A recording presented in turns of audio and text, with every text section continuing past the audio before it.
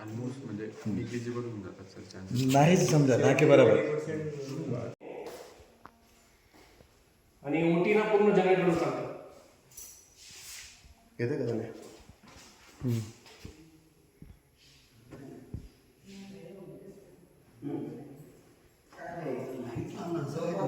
अरे लाईट नाही.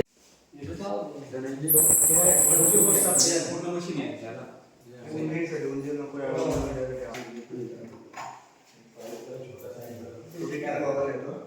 म्हणजे प्रोटेक्शन बॉक्स म्हणजे जे एक्सरे वगैरे जेव्हा आपण काढू ना कॅथलॅबमध्ये तर तो नंबर प्रोटेक्शन ना नाही. आता फक्त आपण मॅन पॉवरची वाट पाहतोय. कधीपासून तरी पण मॅन पॉवर वगैरे शासनाला किती नाही शासनाचा प्रस्ताव त्यांनी दिलेला आहे.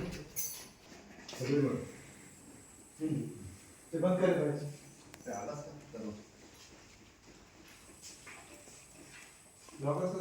तर्फे राज्यामध्ये एकूण 14 ठिकाणी कार्डियाक कॅथ लॅबचे काम सुरू झाले.